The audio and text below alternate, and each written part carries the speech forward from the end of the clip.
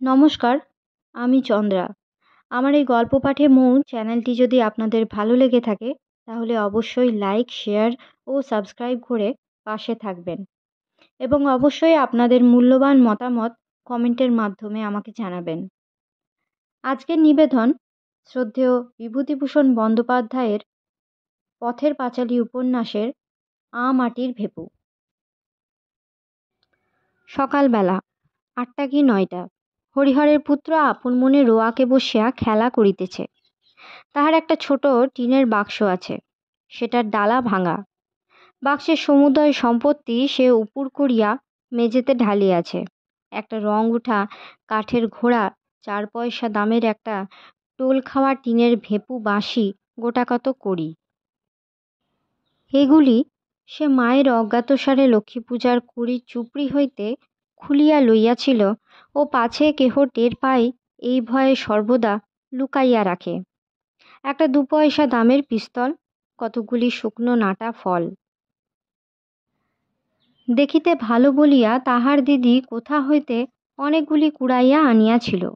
কিছু তাহাকে দিয়াছে, কিছু নিজের পুতুলের বাক্সে রাখিয়া দিয়াছে। খান কতক খাপড়ার কুচি। গঙ্গা যমুনা খেলিতে এই খাপড়াগুলির লক্ষ্য অব্যর্থ বলিয়া বিশ্বাস হওয়ায় সে এগুলি সযত্নে বাক্সে রাখিয়া দিয়াছে। এগুলি তাহার মহামূল্যবান সম্পত্তি। এতগুলি জিনিসের মধ্যে সবে সে টিনের বাঁশিটা কয়েকবার বাজাইয়া সেটির সম্বন্ধে বিগত কৌতূহল হইয়া তাহাকে একপাশে রাখিয়া দিয়াছে। কাঠের ঘোড়া নাড়াচাড়া করা হইয়া গিয়াছে, সেটিও একপাশে পিঁজরাপোলের আসামির ন্যায় পড়িয়া আছে।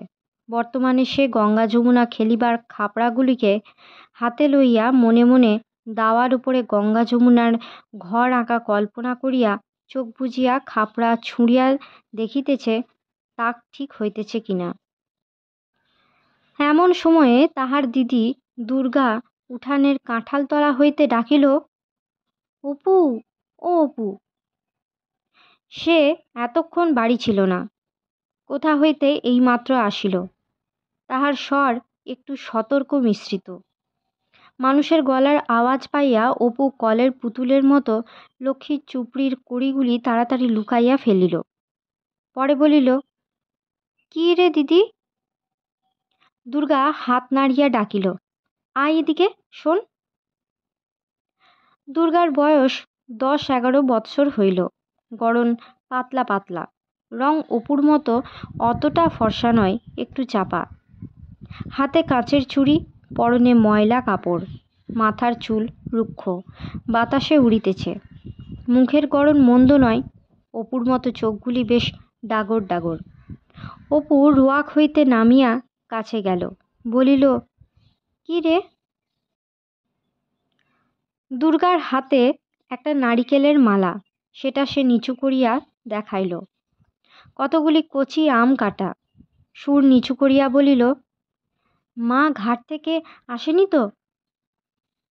অপু ঘাড় নাড়িয়া বলিল, হুম। দুর্গা চুপি চুপি বলিল, একটু তেল আর একটু নুন নিয়ে আসতে পারিস? আমের কুশি জড়াবো। অপু আহ্লাদের সহিত বলিয়া উঠিল, কোথায় পেলি রে দিদি? দুর্গা বলিল, পটলিদের বাগানে সিঁদুর কৌটোর তলায় পড়েছিল, আন দেখি একটু নুন আর তেল। অপু দিদির দিকে চাহিয়া বলিল, তেলের ভাঁড় ছুলে মা মারবে যে, আমার কাপড় যে বাসি। তুই যা না শিগগির করে, মার আসতে এখন ঢের দেরি, খাড় কাচতে গিয়েছে, শিগগির যা। অপু বলিল, নারকোলের মালাটা আমায় দে, ওতে ঢেলে নিয়ে আসবো। তুই খিড়কির দৌড়ে গিয়ে দেখ মা আসছে কিনা। দুর্গা নিম্নস্বরে বলিল, তেল টেল যেন মেঝেতে ঢালিস নে, সাবধানে নিবি, নইলে মা টের পাবে। তুই তো একটা হাবা ছেলে। অপু বাড়ির মধ্যে হইতে বাহির হইয়া আসিলে দুর্গা তাহার হাত হইতে মালা লইয়া আমগুলি বেশ করিয়া মাখিল, বলিল, নে হাত পাত। তুই অতগুলো খাবি দিদি? অতগুলো হলো বুঝি? এই তো ভারী বেশি। যা, আচ্ছা নে আরো 2খানা। বাহ, দেখতে বেশ হয়েছে রে। একটা লঙ্কা আনতে পারিস? আর একখানা দেবো তাহলে? লঙ্কা কি করে পারবো দিদি, মা যে তক্তার উপরে রেখে দেয়, আমি যে নাগাল পাইনে। তবে থাক গে যাক, আবার ওবেলা আনবো এখন। পটলিতে ডোবার ধারে আম গাছটায় কুটি যা ধরেছে, দুপুরের রোদে তলায় ঝরে পড়ে। দুর্গাদের বাড়ির চারিদিকেই জঙ্গল। হরিহর রায়ের জ্ঞাতি ভ্রাতা নীলমণি রায় সম্প্রতি গত বৎসর মারা গিয়াছেন। তাহার স্ত্রী পুত্রকন্যা লইয়া নিজ পিত্রালয়ে বাস করিতেছেন। কাজেই পাশের এই ভিটা জঙ্গলাবৃত হইয়া পড়িয়া আছে। নিকটে আর কোনো লোকের বাড়ি নেই। 5 মিনিটের পথ গেলে তবে ভুবন মুখুজ্জের বাড়ি। হরিহরের বাড়িটাও অনেক দিন হইয়া গেল মেরামত হয় নাই। সামনের দিকে রোয়াক ভাঙা, ফাটলে বন বিছুটির ও কালমেঘ গাছের বন গজাইয়াছে। ঘরের দোর জানলার কপাট সব ভাঙা। নারিকেলের দড়ি দিয়া গড়াদের সঙ্গে বাঁধা আছে। খিড়কি দোর ঝনাত করিয়া খুলিবার শব্দ হইল এবং একটু পরেই সর্বজয়ার গলা শোনা গেল, দুর্গা, ও দুর্গা। দুর্গা বলিল, মা ডাকছে, যা দেখে আয়।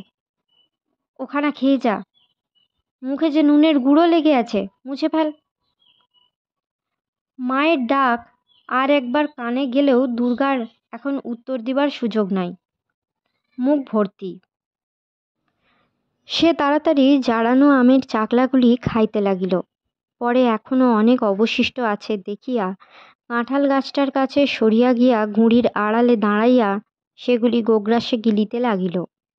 অপু তাহার পাশে দাঁড়াইয়া নিজের অংশ প্রাণপণে গিলিতেছিল, কারণ চিবাইয়া খাওয়ার আর সময় নাই। খাইতে খাইতে দিদির দিকে চাহিয়া সে দোষ সম্বন্ধে সচেতনতাসূচক হাসি হাসিল। দুর্গা খালি মালাটা এক টান মারিয়া ভ্যারেন্ডা কচার বেড়া পার করিয়া নীলমণি রায়ের ভিটার দিকে জঙ্গলের মধ্যে ছুড়িয়া দিল। ভাইয়ের দিকে চাহিয়া বলিল, মুখটা মুছে ফেল না মাদর, নুন লেগে রয়েছে যে। পরে দুর্গা নিরীহ মুখে বাড়ির মধ্যে ঢুকিয়া বলিল, কি মা? কোথায় বেরুনো হয়েছিল শুনি? একলা নিজে কত দিকে যাব? সকাল থেকে খাড় কেচে গা গতর ব্যথা হয়ে গেল। একটুখানি কুটো গাছটা ভেঙে দুখানা করা নেই, কেবল পাড়ায় পাড়ায় টোটোর টোকলা সেজে বেড়াচ্ছেন। সে বাঁদর কোথায়? অপু আসিয়া বলিল, মা, খিদে পেয়েছে। রোসো রোসো, একটুখানি দাঁড়াও বাপু, একটুখানি হাঁপ জিরোতে দাও। তোমাদের রাত দিন খিদে আর রাত দিন ফাই ফরমাজ। ও দুর্গা, দেখ তো বাছুরটা হাঁক পারছে কেন?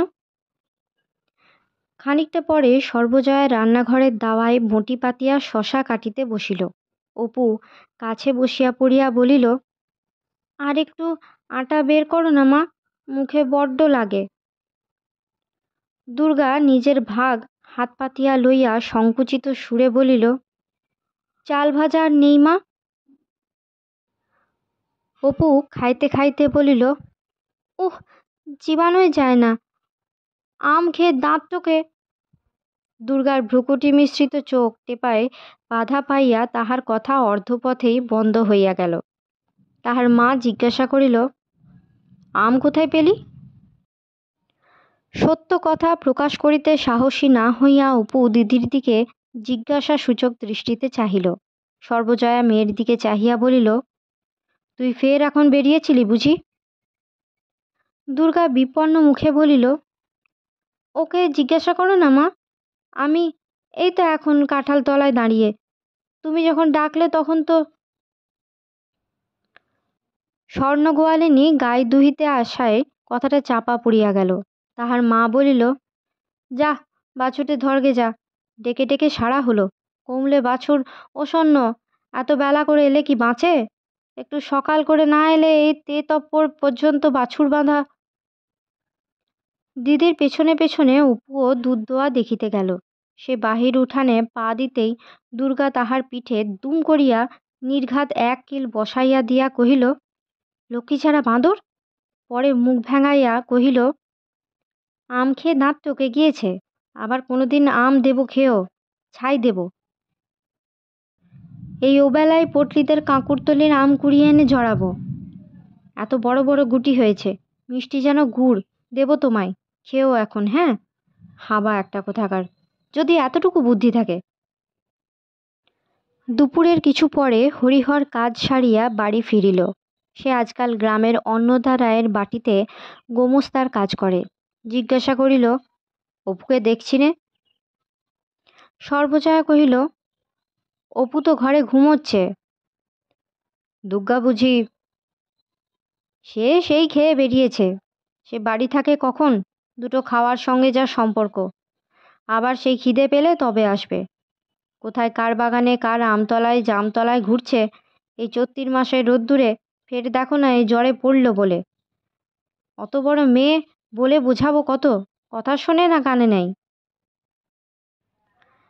একটু পরে হরিহর খাইতে বসিয়া বলিল, আজ 10 ঘরাত তাগাদার জন্যে গেছিলাম, বুঝলে। একজন লোক, খুব মাতব্বর, 5টা 6টা গোলা বাড়িতে, বেশ পয়সাওয়ালা লোক। আমায় দেখে দণ্ডবৎ করে বললে, দাদা ঠাকুর আমায় চিনতে পারছেন? আমি বললাম, না বাপু, আমি তা কই। বললে, আপনার কর্তা থাকতে তখন তখন পুজো আচ্ছায় সবসময় তিনি আসতেন, পায়ের ধুলো দিতেন। আপনারা আমাদের গুরুতুল্য লোক, এবার আমরা বাড়ি শুদ্ধ মন্তর নেব ভাবছি। তা আপনি যদি আজ্ঞে করেন তবে ভরসা করে বলি। আপনি কেন মন্তরটা দেন না? তা আমি তাদের বলেছি, আজ আর কোনো কথা বলবো না, ঘুরে এসে 2-1 দিনে, বুঝলে। সর্বজয়া ডালের বাটি হাতে দাঁড়াইয়াছিল। বাটি মেঝেতে নামাইয়া সামনে বসিয়া পড়িল। বলিল, হ্যাঁ গো, তা মন্দ কি? দাও না ওদের মন্তর। কি জাত? হরিহর সুর নামাইয়া বলিল, বলো না কাউকে, সদ্গোপ। তোমার তো আবার গল্প করে বেড়ানো স্বভাব। আমি আবার কাকে বলতে যাব? তা হোক গিয়ে সদ্গোপ, দাও গিয়ে দিয়ে। এই কষ্ট যাচ্ছে, ওই রায়বাড়ির 8টা টাকায় ভরসা, তাও 2-3 মাস অন্তর তবে দেয়। আর এদিকে রাজ্যের দেনা। কাল ঘাটের পথে সেজ ঠাকরুন বললে, বৌমা, আমি বন্ধক ছাড়া টাকা ধার দিই নে। তবে তুমিও অনেক করে বললে বলে বলে দিলাম। আজ 5-5 মাস হয়ে গেল, টাকা আর রাখতে পারবো না। এদিকে রাধা বৈষ্ণবের বউ তো ছিঁড়ে খাচ্ছে, দুবেলা তাগাদা আরম্ভ করেছে। ছেলেটার কাপড় নেই, 2-3 জায়গায় সেলাই। বাছা আমার তাই পরে হাসি মুখে নেচে নেচে বেড়াই। আমার এমন হয়েছে যে ইচ্ছে করে একদিকে বেরিয়ে যাই। আর একটা কথা বলছিল, বুঝলে। বলছিল, গায়ে তো বামুন নেই। আপনি যদি এই গায়ে উঠে আসেন তবে জায়গা জমি দিয়ে বাস করায়।